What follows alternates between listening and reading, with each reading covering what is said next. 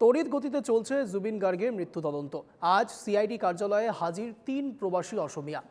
জলংসাদ নার্জারি, পরীক্ষিত শর্মা এবং সিদ্ধার্থ বরা উপস্থিত। এর আগে রূপকমল কলিতা এসআইটিকে বয়ান দিয়েছেন। মোট ১১ জন প্রবাসীকে ডেকে পাঠিয়েছিল এসআইটি। আজ এসআইটির মুখোমুখি হবেন তন্ময় ফুকন, সুস্মিতা গোস্বামী, অভিমন্যু তালুকদার এবং দেবজিৎ হাজরিকা। তাদের বয়ান রেকর্ড করবে তদন্তকারী দল। বাকি ৬ প্রবাসী অসমিয়াকে এসআইটিকে সাহায্য করার আহ্বান মুখ্যমন্ত্রীর। এ বিষয়ে বিস্তারিত কথা বলবো, রয়েছে প্রতিনিধি রিঙ্কি আমাদের সঙ্গে। রিঙ্কি, এক প্রকার জুবিনের মৃত্যু রহস্যের তদন্ত তড়িৎ গতিতে এগোচ্ছে। মোট ১১ জনকে ডেকে পাঠিয়েছিল এসআইটি। এই মুহূর্তে ঠিক কি আপডেট?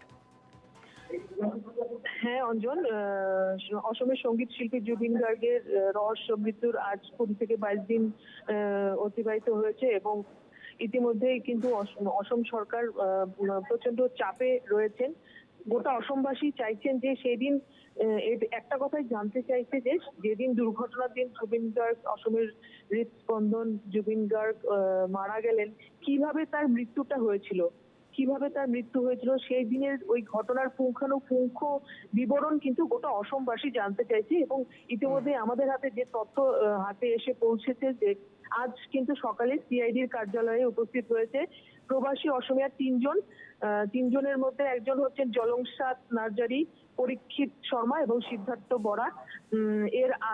এই ৩ জন কিন্তু উপস্থিত হয়েছে এবং এই ৩ জনকেই এসআইটির আধিকারিকরা কিন্তু পুঙ্খানুপুঙ্খ জেরা করবে এবং জানতে চাইবে যে সেদিন দুর্ঘটনার দিন ঠিক কি হয়েছিল, সঙ্গীত শিল্পীর সঙ্গে জুবিন গার্গের সঙ্গে কি হয়েছিল, সমস্ত ঘটনার বিবরণ জানতে চাইবে। এবং এর আগে কিন্তু আমি তোমাকে জানিয়ে রাখি, সিঙ্গাপুরের প্রবাসী অসমিয়া রূপকমল কলিতা কিন্তু সিআইডির মুখোমুখি হয়েছে এবং সেই দিনের গোটা ঘটনার বিবরণ সিআইডির আধিকারিকরা নিয়েছেন। এবং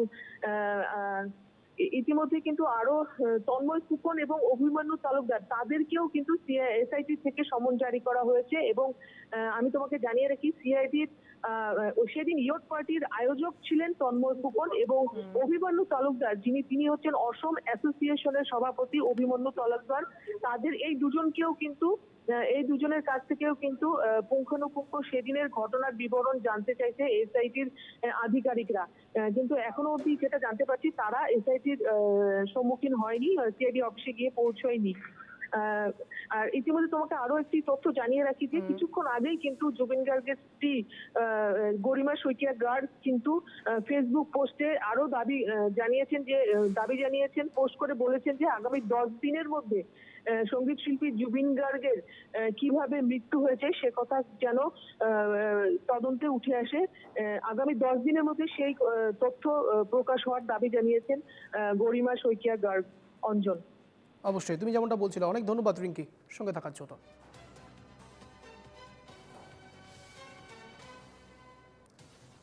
যেমনটা আমাদের প্রতিনিধি বলছিল, জুবিন গার্গের ন্যায়ের দাবিতে ক্রমশ চড়াও হচ্ছে সুর। সামাজিক মাধ্যমে ফের পোস্ট জুবিন পত্নী গরিমা শইকিয়া গার্গের। সামাজিক মাধ্যমে গরিমা লিখেছেন, like a phoenix I rise from the ashes, a new judgment day, hashtag justice for Zubeen Garg. সামাজিক মাধ্যমে পোস্ট করেছেন বোন পামি বরঠাকুর। তিনি লিখেছেন, waiting for the day of justice, আমরা ক্লান্ত হব না, আমরা ভুলে যাব না, ন্যায় আমাদের চাই, hashtag justice for Zubeen Garg. সামাজিক মাধ্যমে গরিমা লিখেছে, justice for Zubeen Garg, like a phoenix I rise from the assess.